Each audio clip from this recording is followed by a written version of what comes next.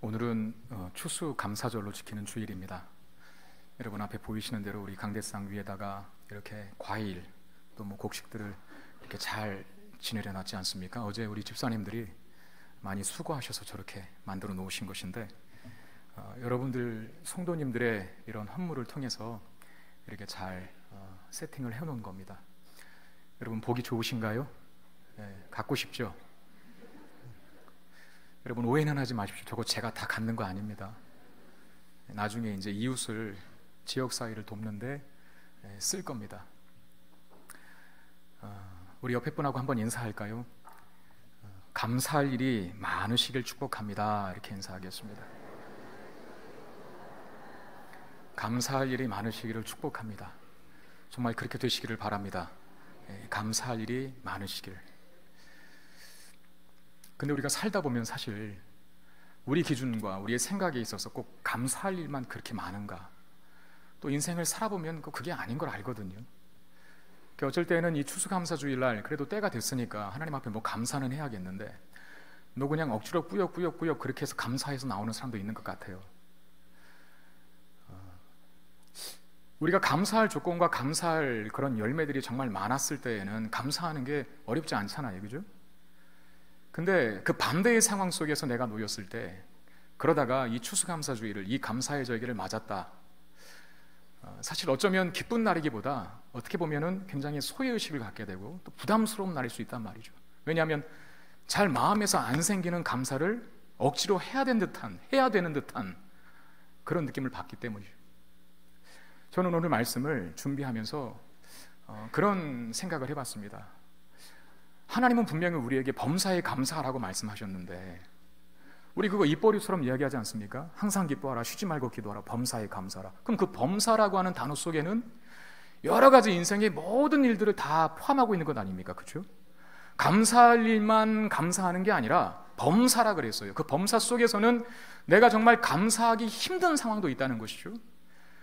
나에게 힘든 조건과 힘든 환경과 또 힘든 현실이 주어질 때에도 여전히 감사하라라고 하는데 그냥 말씀이 그렇게 나왔으니까 그냥 억지로 꾸역꾸역 그냥 어쨌든 간에 무조건 감사하면 좋은 거리가 있겠지라고 하는 바람으로 정말 감사를 하는 건가? 아니면 왜 그렇게 말씀하셨을까? 정말 우리가 범사에 감사할 수 있을까? 악조건 속에서도, 좋은 조건 속에서 뿐만 아니라 악조건 속에서도 내가 정말 감사할 수 있는 마음이 생기는 뭐가 있는가? 그런 질문을 하면서 오늘 말씀을 살폈어요. 오늘 사도행전 18장에서 악조건 속에서도 감사할 수 있는 이유가 뭔지를 알게 되기를 바랍니다. 이 사도행전 18장은 바울이 2차 전도 여행 때 일어난 사건을 다루고 있거든요. 바울의 2차 전도 여행. 여러분 1차 전도 여행은 아시잖아요. 바울과 바나바가 갔었죠. 2차 전도 여행은 바울이 바나바가 가지 않고 바울과 실라가 갑니다. 나중에 디모데가 합류하기는 하지만 그 2차 전도 여행 때 일어난 사건을 28장에서 다루고 있는데 오늘 본문 1절에는 바울이 아덴을 떠나서 고린도로 갔다라고 그런 말로 시작을 해요. 아덴, 우리식으로 말하면 그리스가 아테네 말하는 것 아닙니까? 아테네. 그 아덴이라고 하는 도시에서 사역을 하고 전도 여행이니까요. 그 복음 전하다가 이제 고린도 땅으로 간 겁니다. 여러분 아시는 대로 아덴은 당시에 그 철학과 지성, 그 학문의 도시 아니었습니까? 머리 좋은 사람들이 참 많고 아무튼 뭐 밥 먹고 잠만 자고 일어나면 서로 그냥 변론하고 토론하고 철학적인 사유하는 거 이런 것들을 밥 먹듯이 했던 사람들이 많았던 곳이 아테네입니다. 바울은 그 아덴이라고 하는 도시에서 뭐 회당, 사람이 모인 곳이라면 다 찾아가죠. 회당도 그렇고 뭐 마켓도 그렇고 시장이요. 그 사람들이 많이 모인 심지어 아레오바고라고 하는 그 철학자들이 모여서 토론하는 그 장소까지 찾아가서 바울은 복음을 전했죠. 그 아테네에서 수많은 사람들에게, 아테네 시민들에게 복음을 전했는데 근데 사실 열매는 많지 않았어요. 엄청나게 많은 사람들에게 복음을 전했는데 그 사역의 결실들이 미미했다는 겁니다. 심지어 어떤 사람들은 바울이 전하는 복음에 있어서 야 그것도 이론이냐? 이러고 따지고 들은 거예요. 죽은 자가 어떻게 부활해? 어떻게 십자가에 달린 자가 왕이야? 신이야? 그러면서 바울이 전한 복음에 야유와 조롱을 막 쏟아붓는 겁니다. 그리고 심지어는 그냥 나중에 와라. 다음에 다시 와서 얘기해봐. 이러면서 굉장히 시큰둥한 반응을 보이게 되거든요. 그게 아덴에서 바울의 초라한 모습이었어요. 이제 그 아덴 땅을 뒤로하고 고린도를 향했습니다. 고린도를 향하는 이 바울의 마음은 여러분 어땠을 것이라고 짐작합니까? 여러분, 교육자들이 이제 섬기던 교회를 떠나서 다른 사역지로 이동할 때가 있거든요. 저도 그런 경험 많이 갖고 있고요. 그런데 섬기던 교회에서 사역의 열매도 많고 많은 성도들의 사랑과 존경을 받으면서 그렇게 사역하다가 축복 속에서 떠날 때 다음 사역지로 이동에 큰 힘이 되는 겁니다. 그 다음 사역지가 어딘지 모르겠지만 그 다음 사역지의 이동에 있어서 이 먼저 사역한 이 사역 속에서 큰 열매를 맺은 것들은 다음 사역지에서도 굉장히 도전이 되고 힘이 되고 소망이 되는 거거든요. 근데 여러분, 반대로 한번 사역을 망쳤어요. 사역을 망치는 기준이 뭔지는 모르겠지만, 그리고 섬기던 성도들이 막 절반씩 뚝뚝뚝 다 떨어져 나갔네요. 내가 섬기는 동안에 문제가 굉장히 많이 일어났고, 또 개인적으로 목회자로서 성도들에게 존경과 사랑보다는 그냥 도망치듯이 사역지를 떠나게 된다, 이렇게 가정했을 때 여러분, 그 뒷맛은 상당히 씁쓸할 겁니다. 그 마음이 무거울 거예요. 아덴을 떠나는 바울의 마음이 그와 같았을 것입니다. 무겁고 어두웠을 것입니다. 이제 도착한 곳이 고린도 땅인데, 여러분, 그럼 고린도는 아덴보다 나을까요? 아덴이 철학과 학문의 도시라고 한다면, 그것으로 유명한 도시였다고 한다면, 이 고린도는 음란으로 유명한 도시였습니다. 음란으로. 어쨌든 간에 로마에 이 물건을 싣고 가는 화물선들이 이 항구에 반드시 들렸어요. 그래 막 돈을 푸는 것이죠. 그러니까 돈이 많은 동네, 고린도 땅이었거든요. 근데 고대적에 이 돈이 많은 동네들이 대부분 그렇듯이 굉장히 사치와 향락과 이 방탕으로 일관하는 동네가 됩니다. 그런 도시가 바로 고린도 땅이었죠. 그리고 그 도시에 아프로디테라고 하는 신전이 있었습니다. 아프로디테라고 하는 신전. 어느 학자의 기록에 보면 그 신전에서 수종드는 여사제들이라 그랬어요. 그 여자 사제들, 그들이 1000여 명에 육박했다. 당시에, 바울 당시에 그런 기록이 있거든요. 여러분, 아프로디테 신전에서 그들이 섬기는 그 숭배하는 신을 예배하는 태도가 뭘까요? 행위가 지금 우리처럼 이렇게 할까요? 아니에요. 그 여사제들과 성적인 행위를 하는 겁니다. 그게 아프로디테라고 하는 여신을 숭배하는 하나의 경배의 행위였어요. 그러니까 얼마나 음란했겠느냐 그 말이죠. 에이, 고린도 사람 같으니라고 이런 말을 하면 그거는 성적으로 문란한 생활을 하는 사람들을 비아냥거리는 말입니다. 욕할 때 에라이 고린도 같은 놈아, 이렇게 얘기하는 거예요. 그 정도로 성적으로 문란한 도시로 이 정평이 나 있는 마을, 동네, 고린도 땅이었다는 것이죠. 여러분, 우리가 음란할 때 그 란이 한문으로는 내란, 환란을 쓸 때 그 란자를 쓰거든요, 한자로. 그러니까 이 음란만큼 모든 죄가 다 마찬가지겠지만 그 영혼과 삶과 육체를 파괴하는 치명적인 죄는 없다는 거예요. 여러분, 그렇지 않습니까? 음란이 가정을 한번 확 휘쓸고 가면요, 가정 다 깨집니다, 순식간에. 그렇지 않습니까? 음란이 사회를 한번 휩쓸면 그 사회 망합니다. 국가는 뭐 버텨나갈 것 같습니까? 과거의 음란한 도시들은 다 망했어요. 하나님의 진노로도 망했고. 그러니까 이 음란이라고 하는 죄가 굉장히 무섭고 치명적인 죄인데, 그 음란으로 가장 소문이 나 있던 도시가 바로 이 고린도 지역이었다는 것이죠. 정말 영적인 것과는, 거룩한 것과는 너무나 거리가 먼 그런 죄를 가득 안고 있는 도시가 바울이 아덴을 떠나 간 고린도 땅이었다는 겁니다. 근데 바울이 지금 이 땅에 와 있는데, 여러분, 뭘 하기 위해서 와 있습니까? 복음 전하기 위해서 왔단 말이죠. 바울은 해외여행을 다니는 게 아닙니다. 전도 여행을 다니는 겁니다. 복음을 전하기 위해서 어찌됐든 간에 아덴에서의 그 씁쓸한 마음들을 뒤로 하고 고린도 땅에 왔다는 거예요. 그런데 고린도 땅에 왔는데 그 땅이 죄악으로, 타락으로 관영한 도시였네요. 제가 대학 시절에 그 전교생 노방전도의 날을 맞아서 수업이 다 끝나고 늦은 오후 시간에,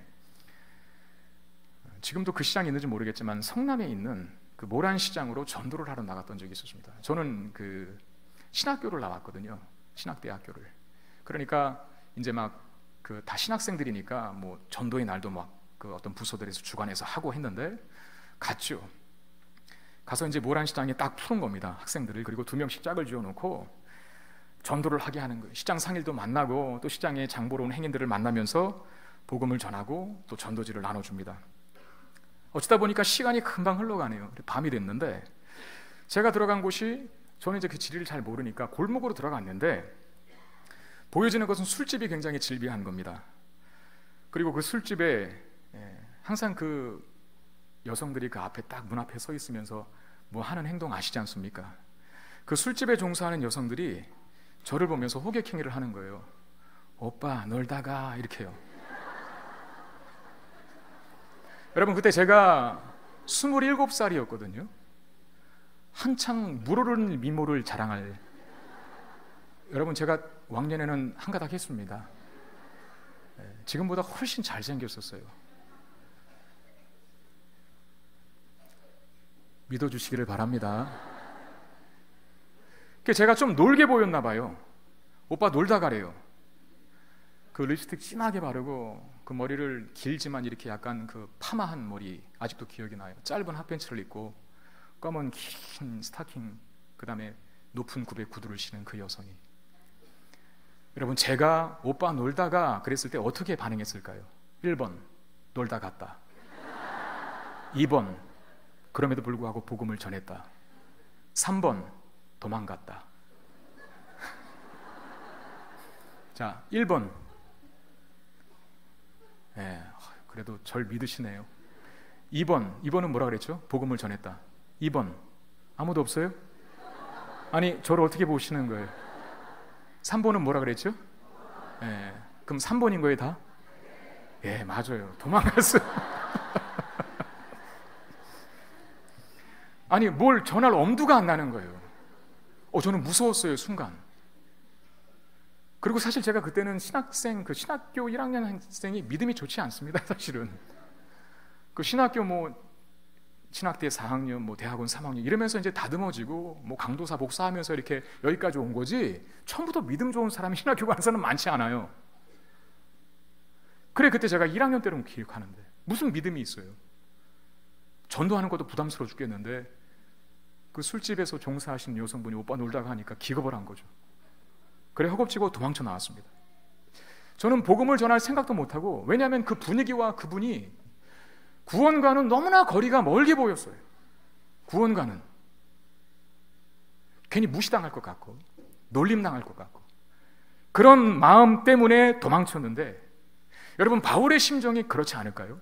아덴에서 사역의 힘을 얻지 못했던 바울이었어요. 근데 이제 도착한 땅이 고린도 땅인데 음란한 땅이에요.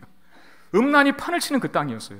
근데 사실 바울이 아덴에서 고린도로 가면서 어쨌든 간에 아덴에서는 많은 사역의 열매를 거두지 못했지만 그래도 이런 각오는 했겠죠. 가면서 아덴에서 고린도까지 80km 되는 거리라니까 내가 고린도 땅에 가서는 잘해봐야지. 그래 내가 그래도 한평생 전도하기로 작정하기로 살아가는 사람인데 열심히 해야지라고 하면서 마음을 새롭게 다잡았을지도 모르겠습니다. 그런데 고린도 땅에 딱 가보니까 막상 실상은 바울의 다짐을 꺾어버리게 충분하게 만들었던 거예요. 왜? 고린도 역시 아덴보다 한술 더 떴으면 더 떴지 만만치 않은 죄로 무장하고 있었기 때문입니다. 근데 그런 바울에게 힘이 되어주는 한 사건이 생겨요. 바로 그 고린도 땅에서 누구를 만나느냐? 브리스길라와 아굴라 부부를 만납니다. 이 브리스길라와 아굴라 부부가 누구냐면 오늘 본문에 소개되는 대로 본도에서 난 사람이라 하는데 로마의 지배를 받고 있었던 땅이죠. 그러나 삶은 로마에서 살았던 것 같아요. 글라우디우스 황제 때 여러분 유대인들 중에도 복음을 믿었던 사람들이 있잖아요. 그렇죠. 유대인이었다가 그 사도행전 2장에 보면 오순절 성령 강림 사건을 통해서 신비한 역사가 일어나고 베드로가 복음을 전했을 때 3,000명이 회개하고 주께로 돌아왔죠. 그 베드로가 복음을 전했을 때 그때 흩어져 있던, 포로기 때문에 흩어져 있던 유대인들이, 아무튼 유대인들은 어디에 살든 간에 절기 때는 반드시 유다 땅 예루살렘으로 와야 되거든요. 예루살렘 성전에서 예배를 드려야 되니까. 그때 베드로가 전한 복음을 듣고 다시 본토로 돌아간 많은 사람들이 있었겠죠. 자기가 살던 땅으로. 거기서 베드로가 선포했던 복음을 듣고 회심하고 각자 다시 돌아간 살고 있는 그 나라 땅에서 예수 믿어 복음을 전한 유대인들이 있었다는 거예요. 로마 땅에도 마찬가지. 바울이 로마 가기도 전에 로마에는 이미 교회가 있었어요. 바울이 로마에 복음을 전하기도 전에 로마에는 이미 그리스도인들이 있었다는 겁니다. 그 중에 한 가족이 바로 이 브리스길라 아굴라 부부였어요. 근데 둘이 하도 싸우니까 로마 땅에서 예수를 믿는 유대인들과 예수 안 믿는 유대인들이 사실상 누가 누구를 공격했겠습니까? 예수 안 믿는 유대인들이 예수 믿는 유대인들을 공격했겠죠. 야 무슨 예수가 신이냐고, 이런 불경한 놈들 같은 하면서 엄청나게 핍박을 가했겠죠. 근데 자꾸 로마 땅에서 이 두 그룹 간의 충돌이 일어나고 소요사탁이 일어나니까 이 황제가 다 떠나가라, 다 이 땅에서 나가라라고 추방령을 내린 거예요. 그래서 로마 땅에서 살다가 추방령 때문에 나와서 어쩌다 가게다 보니까 고린도 땅에 이른 두 부부가 있었는데 그 사람이 누구냐면 브리스길라와 아굴라 부부였어요. 바울이 이 고린도 땅에서 이 부부를 만나게 됩니다. 여러분, 외국에 나가서 오래도록 생활을 해보신 분들은 아실 겁니다. 한국인이 거주할 것 같지 않은 나라나 또는 아프리카 오지에서 야, 나랑 피부색이 같고 나랑 머리 색깔이 같고 나랑 같은 나름 말을 쓰고 심지어 나와 같은 고향이고 그리고 나와 같은 그리스도인을 만났다. 생각해 보세요. 얼마나 반갑겠습니까? 그 사람이 어떤 삶을 살았고 대한민국에서 어떤 삶을 살았고 어떤 위치에 있든지 간에 일단은 그 오지에서 누군가를 멀리 이역만리 타국에서 같은 동포를 만났다는 그 자체 하나로 큰 힘이 되는 거 아니겠습니까? 고린도 땅에서 바울이 만난 브리스길라와 아굴라 부부는 그와 같은 하나님께서 바울에게 주신 위로의 편지였다는 겁니다. 선물이었다는 것이죠. 기독교인이 전혀 없을 것 같은 그 땅에서 복음을 전해도 전혀 변화될 것 같지 않은 그 타락한 도시에서 예수를 믿고 이미 거듭나 있는 브리스길라와 아굴라 부부를 이 바울이 만난 겁니다. 같은 신앙을 고백하고 같은 믿음을 가진 동역자들을 만난 거죠. 얼마나 큰 힘을 얻었겠습니까? 근데 이 부부와 만남으로 바울은 이 고린도 땅에서 복음을 전할 힘을 얻게 돼요. 아덴에서 조금 힘이 빠져서 왔는데 이거 보니까 뭐 산 넘어 산이네요. 고린도 땅에 왔는데도. 그래서 아마 또 코가 빠져있을 바울이 브리스길라와 아굴라 부부를 만나게 되므로 이제 다시 자기 본인의 역할에 충실하기 시작을 하는데 그래도 일단은 먹고는 살아야 되지 않습니까? 바울에게 한 가지 기술이 있었어요. 장막 만드는 일, 텐트 만드는 일. 뭐 유대인들은 아무튼 그 자기가 어디에 놓였든지 뭐 먹고 살만한 한 가지 기술은 다 배운대요. 그게 유대의 어떤 교육관이랍니다.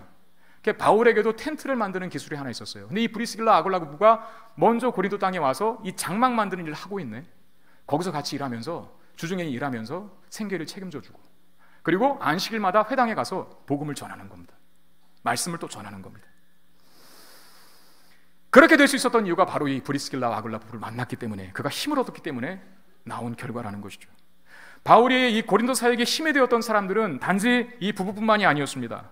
5절에 보면 드디어 실라와 디모데가 바울에게 합류했다라고 하는 기록이 있는데 이 실라와 디모데가 바울과 2차 전도여행을 함께 했던 동역자들이에요. 아까도 제가 잠깐 언급드렸지만 1차 전도여행은 바울과 바나바가 했었거든요. 그리고 돌아왔습니다. 그리고 2차 전도여행을 다시 계획하는데 이 바나바가 마가를 데리고 가자는 거예요. 우리 언젠가 본 적이 있었죠. 바나바의 조카인 마가. 근데 이 마가를 바울은 안 데려간다 그래요. 왜? 마가가 1차 전도여행 때 그냥 집으로 중간에 가버렸거든요. 그래 바울은 싹수 놀아타 안 데려간다 이렇게 딱 단절해버린 거예요. 그래서 바울과 바나바가 헤어집니다. 그리고 2차 전도여행은 따로 갑니다. 바나바는 마가와 함께 가고 이 바울은 실라와 함께 갑니다. 2차 전도여행을. 그러다가 소아시아의 루가오니아 지방에 들려서 복음을 전하는데 디모데를 얻죠. 디모데가 사실은 중간에 합류한 겁니다. 네. 그래서 3명으로 늘어났어요. 바울과 실라와 디모데. 근데 오늘 본문에는 고린도 땅이었죠. 그 전에 어디였었다고요? 아덴, 그 다음에 원래 베레아, 그리고 더 한 건 데살로니가 지역이었어요. 근데 이 데살로니가 지역에서 2차 전도여행 때 복음을 전하다가 이 세 사람이 유대인들의 거센 핍박에 직면한 겁니다. 여러분 우리나라도 6.25 전란통에 그 많이 피난민들이 있었지 않습니까? 의도치 않게 가족들끼리 헤어져 버리고 핍박이 생겨버리니까 떨어져 버리게 되고 이산가족이 되고 그런 경우가 있는 것처럼 이 데살로니가 땅에서 복음을 전하다가 유대인들이 거세게 핍박을 하는 거예요. 그래서 이 3명이 헤어져 버려요. 자기 의도와 상관없이 도망치다가 바울이 따로 갔고 실라와 디모데가 합류했는지 어땠는지 이게 나눠집니다. 그리고 바울이 아덴에 왔을 때 이 실라와 디모데를 얼마나 보고 싶어 했는지 근데 못 봐요. 근데 어디서 보게 되냐면 이 고린도 땅에서 봐요. 실라와 디모데가 바울에게 찾아와 합류합니다. 여러분 전도의 여행은 생명을 건 동역 아닙니까? 생명을 건 동역자들이 사라졌어요. 헤어졌어요. 얼마나 마음이 아프겠습니까?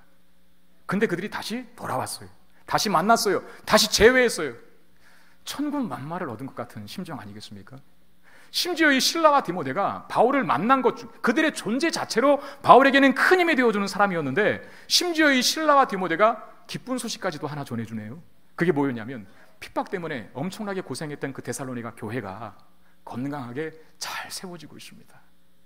그렇게 보고를 해준 거예요. 바울의 마음은 어땠을까요? 물론 복음을 통하여서 예수를 믿어 영혼들이 구원받고 생명을 얻는 거 참 복된 일이지만 바울이 전한 복음 때문에 안 받아도 될 박해를 받고 있고 안 받아도 될 핍박을 받고 있고 공격을 받고 있는 데살로니가 그 어린 교회들을 보면서 바울이 얼마나 마음이 아팠겠습니까? 저러다가 예수 믿는 거 포기하면 어떡하지? 아직 믿음도 어린 데살로니가 교인들일 텐데. 그런 걱정 저런 걱정 때문에 날마다 기도하는 마음 갖지 않았겠어요? 그런데 도착하여 만난 이 실라와 디모데로부터 들은 소식은 데살로니가 교인들이 핍박을 잘 견디고 있다고, 그리고 모든 믿는 자들의 본이 되어 있다고, 그리고 데살로니가 교회의 믿음이 그 소문이 각처에 퍼졌다고. 이게 데살로니가전서 1장 1절에서 8절에서 나오는 말씀입니다. 핍박을 잘 견디고 있고 모든 믿는 자들에게 본이 되고 있고 교회의 믿음이 소문이 각처에 퍼졌다. 이런 보고를 들었을 때 실라와 디모데로부터 바울은 얼마나 큰 위로를 경험했겠을까. 본문 5절에 보면 바울이 실라와 디모데와 이 합류해서 그것을 통해서 그 사역에 다시 전심전력하게 되었다라고 하는 기록을 확인할 수 있습니다. 여러분 한번 5절 말씀을 한번 우리가 같이 읽어보겠습니다. 시작. 실라와 디모데가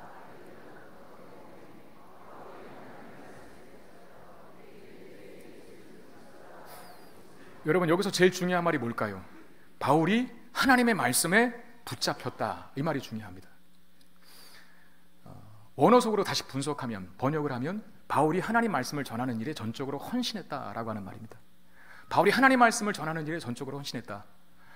브리스길라와 아굴라 부부를 만나서 주중에는 텐트 만들고 안식일에는 복음을 전했어요, 회당 가서. 근데 이제 실라와 디모데가 합류했을 때에는 모든 경제적인 문제도 해결되고 이제 온전히 하나님 말씀을 전하는 데 헌신하게 되었다는 거예요. 이게 뭘 말합니까? 브리스길라와 아굴라 부부를 만나서도 힘을 얻었지만 이제 바울은 디모데와 그리고 실라가 합류한 것을 통하여 더 큰 힘을 얻어서 하나님 말씀을 전하는 일에 전적으로 헌신하게 되는 모습을 보여주고 있다는 것이죠. 근데 바울은 여기서도 난간을 만납니다. 유대인들의 거센 반대에 부딪힌 겁니다. 여러분 바울도 사람이잖아요. 복음을 전하는 일은 결코 사적인 이익을 탐하는 일이 아니지 않습니까? 내가 복음을 전했고 내가 말씀을 가르쳤으니까 너 수강료 내, 그것 때문에 복음 전하러 돌아다니는 건 아니거든요.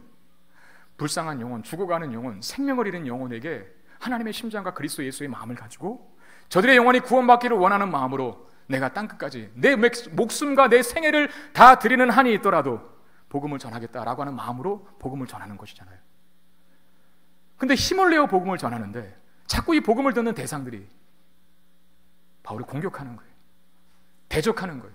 바울은 순수한 마음으로 복음을 전하고 저들이 구원받았으면 좋겠을 그런 마음을 가지고 복음을 전하는데 그럼에도 유대인들은 계속해서 바울을 대적하고 비방하는 겁니다. 여러분 바울의 입장에서 힘이 나겠습니까? 아마 울분이 터지겠죠.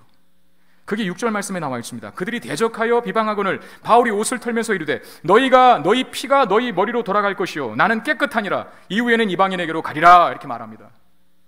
바울이 옷에 먼지를 떨어버렸대요. 이 행위를 예수님께서 명령하신 것이었죠. 12제자와 그리고 70인의 전도대를 세상에 파송하시면서 누구든지 너희들을 영접하지 아니하거든 발에 먼지를 떨어버리고 나와라. 예수님께서 하신 명령에 기인한 행동을 지금 바울이 옷에 먼지를 터는 것으로 하는 거예요. 그리고 한마디 합니다. 나는 너희들에게 있어서 죄가 없다고. 난 분명히 복음 전했다. 내게 죄값 없다. 그 복음을 거부한 너희들의 죄값이다. 나는 이방인에게로 갈란다. 그러고 가요.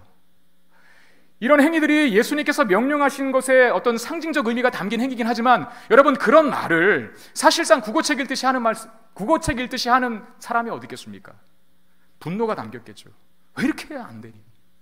왜 내 말을 못 믿어? 내가 뭔가 바라고 전하는 거 아니잖아.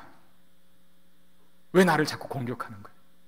이러면서 그 분통함과 그 억울함을 담아서 옷에 먼지를 털면서 너희 피가 너희 머리로 돌아갈 것이라 나는 깨끗하리라, 그렇게 말하지 않았을까요? 여러분 목회자들도 분노할 때가 있습니다. 아니 분노하다 못해 탈진할 때가 있는데 그때가 언제냐 하면 사역의 열매가 없을 때 그렇습니다. 몇 년을 가르쳤는데도 변화되지 않는 성도들을 보면 참 열받습니다. 열받다 못해서 아예 번아웃이 됩니다. 이제는 바뀐 줄 알았는데 뭐 양육반, 제자반, 뭐 아무튼 모든 과정들을 다 마쳤고 심지어 담임 목사와 함께 제자훈련 1년을 하고 더 나아가서 사역훈련 1년까지 했는데 그래서 바뀌고 변화된 줄 알았는데 무슨 사건과 상황을 만나면 여전히 그 제자리, 이제는 교회를 사랑하는 사람으로 변화된 줄 알았는데 무슨 사건을 만나면 여전히 교회 반대편에 서 있고, 교회를 사랑하고 아끼는 모습이 아니라 교회를 비방하고 비난하는 모습으로, 누군가가 기대했는데 그 사람이 그렇게 뒤통수를 친다면 그것만큼 단지 뒤통수를 맞았다는 것에서 아픈 것이 아니라 말씀을 그렇게 수도 없이 전했고 가르쳤는데 변하지 않는 그 성도들을 볼 때 목회자들은 번아웃 되는 겁니다. 탈진하게 되는 것이죠. 바울도 같은 심정일 겁니다. 복음을 전하지만 그 복음을 수용하지 않고 오히려 대적하고 비방했던 그 유대인들을 보면서 바울은 몹시 괴로웠을 것입니다. 근데요, 반대의 경우도 일어났어요. 회당에서 나온 바울이 회당 근처에 사는 그리스보라고 하는 사람의, 아니 유스도라고 하는 사람의 집에 머무는데, 그곳에서 복음을 전했는지 어쩌는지 어떤 열매가 나타나게 됩니다. 8절 말씀에 보니까 또 회당장 그리스보가 온 집안과 더불어 주를 믿으며 수많은 고린도 사람도 듣고 믿어 세례를 받더라라고 되어 있습니다. 여러분, 누가 믿고 세례를 받았다고요? 누구요? 그리스보라고 하는 사람인데 그 앞에 뭐라고 되어 있습니까? 그는 회당장이었어요. 회당장은 유대인들만 합니다. 여러분, 유대인들이 핍박 때문에 흩어져 살지 않습니까? 그걸 디아스포라된 유대인들이라고 하는데, 그들은 10명만 모이면 그 지역, 그 나라에서 회당을 만들었어요. 예루살렘까지 못 가니까, 예루살렘 성전에서 제사를 치르고 예배를 드려야 되는데 그 못하니까 각자 있는 곳에서 회당을 지어서 회당을 만들어 놓고 예배를 하는 거예요, 하나님을. 그 예배의 형식이 뭘까요? 기도하고 말씀 읽고 그 말씀을 풀어내고 그리고 축도하고 그리고 교제하고. 지금 우리가 드리는 예배 형식이 사실 회당의 원형이 있어요. 근데 그 회당의 회당장은 뭐 하는 사람이냐? 예배를 집례하고 말씀을 가르치는 자를 섭외하고 그리고 사회를 보고 그리고 심지어는 본인이 직접 말씀을 가르치기도 하고 그리고 나라와 민족을 위해서 기도하고 축도하고 그런 역할을 했던 사람이 회당장이에요. 굉장히 유대 사회에 영향력 있는 인물이 회당장이라는 말이죠. 근데 그가 바울이 전한 복음을 통하여 예수 믿고 세례를 받고 그 가족이 모두 다 예수를 믿게 되었다고 기록하고 있습니다. 뿐만 아니라 그 사람 때문에 고린도의 수많은 사람들이 주께로 돌아오게 되었다. 여러분, 아까 제가 말씀드렸죠. 목회자가 가장 분노하고 힘들 때가 언제라고요? 열매가 없을 때. 그럼 반대로 목회자가 가장 힘나고 가장 기쁘고 즐겁고 그냥 신바람 나면서 목회할 수 있는 비결은 뭐라고요? 그렇죠. 바라옵기는 여러분들이 저의 열매가 되어주시기를 바랍니다. 왜 아멘을 이거밖에 안 하시는 거예요? 다시, 여러분들이 저의 열매가 되어주시기를 바랍니다. 저한테 뭐 이것저것 갖다 줄 필요 없어요. 그냥 여러분들이 변화된 모습만 보여주면 저는 기뻐요. 그래도 갖다 줄 때는 갖다 주세요. 변화되는 모습이 가장 아름답고 존귀한 거예요. 거기서 목회자들은 보람을 느끼죠. 사역의 열매가 없어서 침체됐던 바울이 하나님 바로 또 위로해 주시는 열매를 보여주시는 겁니다. 회당장이 돌아오고 고린도의 수많은 사람들이 예수를 믿고 세례를 받습니다. 이 얼마나 큰 힘을 얻고 큰 도전이 생겼겠습니까? 근데 또 바울의 한숨은 여기서 끝나지 않아요. 왜? 이제 고린도에서 많은 사람들이 예수를 믿게 되었으니까 기쁜 일인데, 근데 또 한편 우려되는 일은 뭡니까? 여러분, 항상 은혜가 강력하게 역사하는 곳에는 뭐가 또 강력하게 역사할까요? 그렇죠. 악령이 또 강력하게 역사하네. 여러분, 바울의 전도여행 때 항상 승승장구하는 내용만 있지 않습니다. 바울이 복음을 전할 때 많은 교회들이 세워지고 부흥이 일어나고 이방인들이 주께로 돌아와 회심하고 변화되는 역사가 일어나기도 했지만, 그런 큰 부흥의 또 한편에서는 유대인들의 핍박이 장난 아니게 일어납니다. 바울도 인간이죠. 이제 고린도 땅에 열매가 보이기 시작했는데, 많은 사람들이 주께로 돌아오기 시작했는데, 한편으로는 걱정인 거예요. 바울도 인간이니까 자기를 핍박하고 죽이려고 달려드는 유대인들이 반드시 또 올 거기 때문에 두려운 마음으로 바울은 앉아 있습니다. 그런 바울에게 하나님이 찾아오시고 그리고 말씀하십니다. 9절 10절 말씀.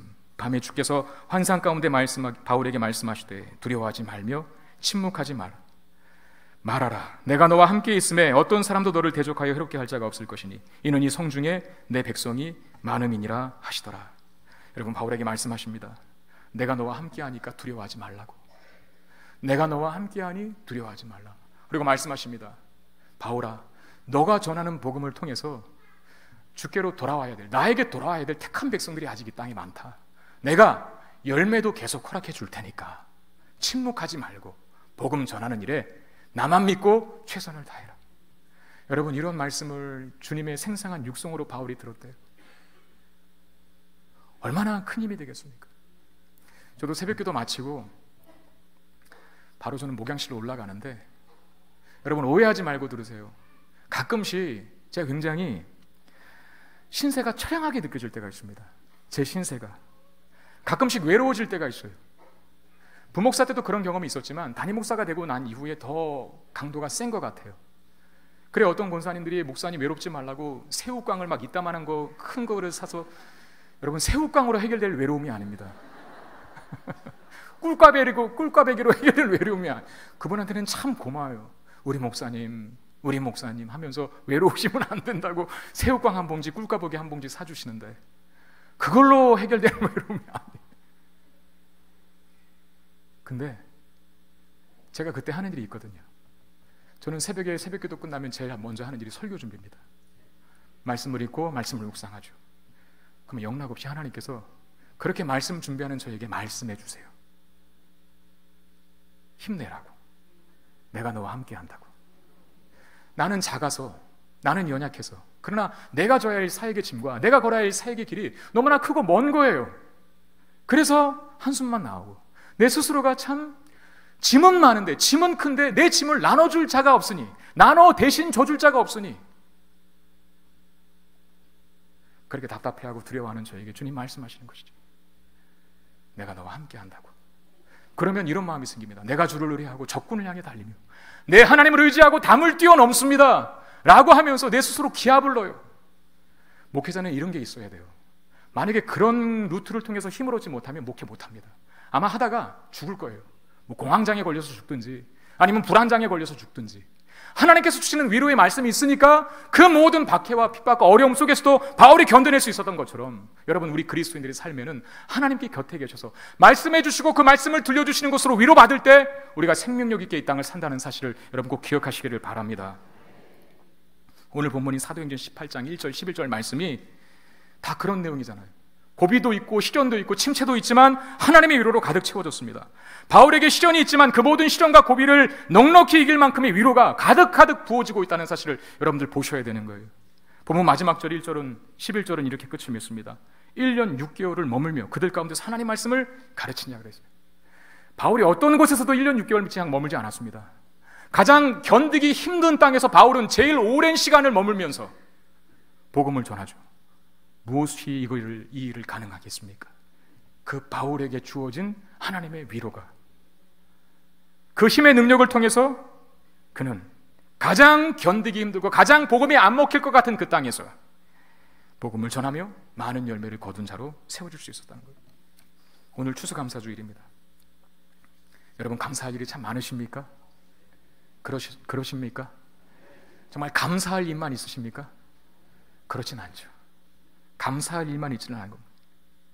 우리도 우리의 현실이 바울처럼 결코 만만치 않다는 사실을 경험적으로 잘 알고 있습니다.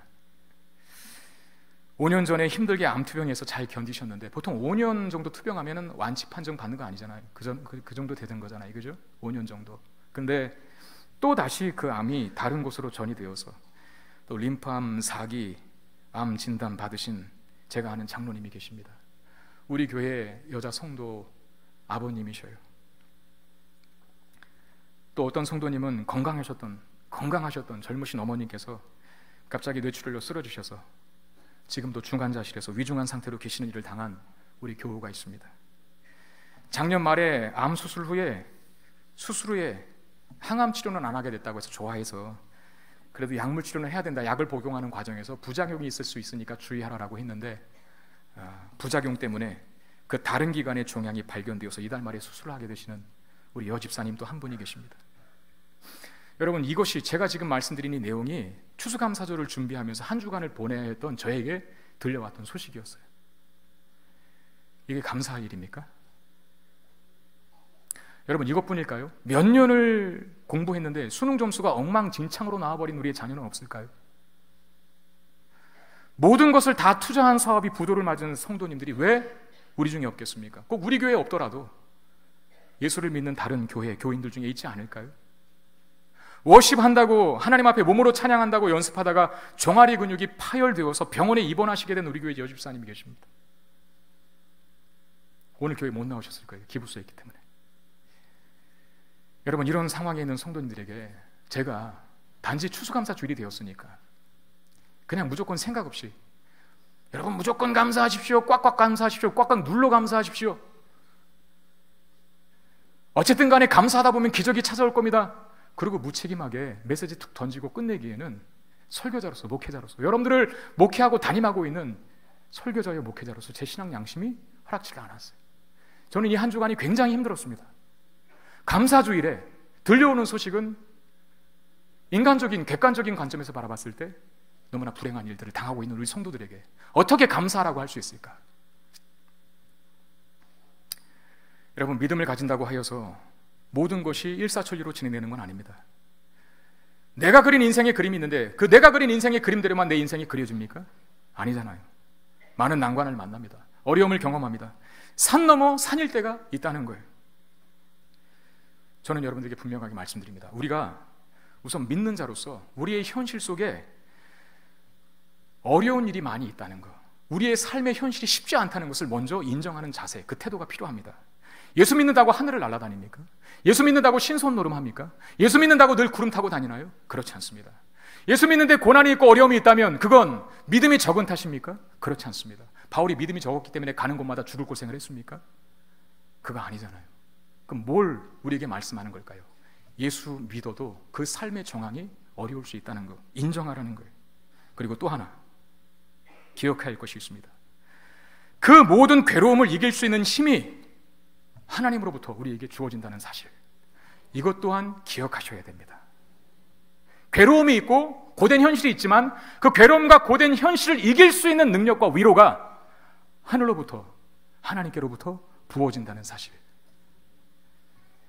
아덴에서도 별로 좋지 않았던 바울이었습니다. 고린도 역시 쉽지 않은 지역이었습니다.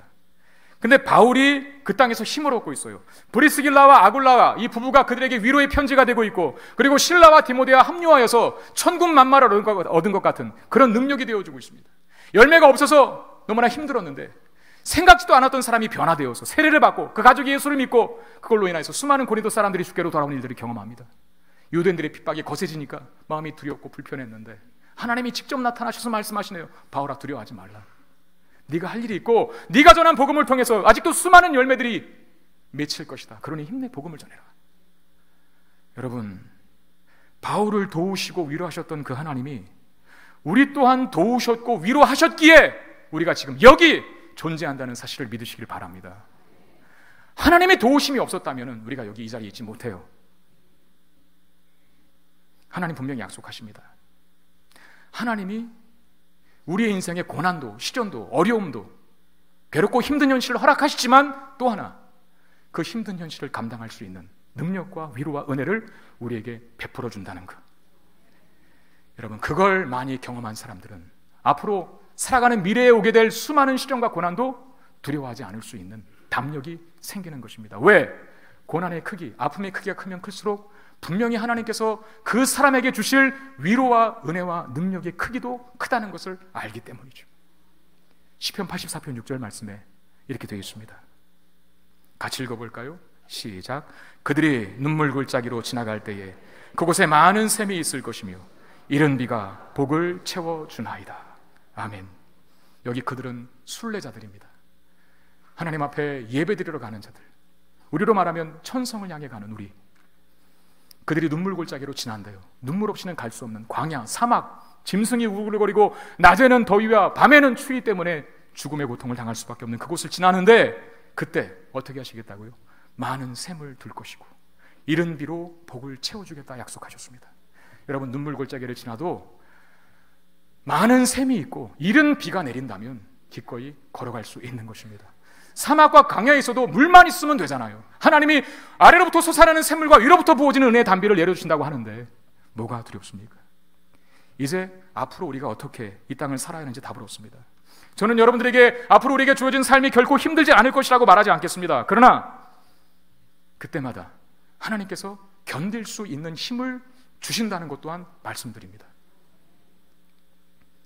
그 하나님을 믿고 감사할 조건이 되어서가 아니라 감사할 조건이 되지 않음에도 불구하고 하나님 앞에 감사할 수 있는 저와 여러분들 되시기를 바랍니다. 고난과 아픔과 문제가 크면 클수록 나에게 부어지는 위로와 능력과 은혜가 크다는 사실 믿어 담담하게 우리의 모든 현실을 감사로, 기대로, 찬양으로 맞으실 수 있는 저와 여러분 되시기를 주의 이름으로 축원드립니다. 기도하겠습니다.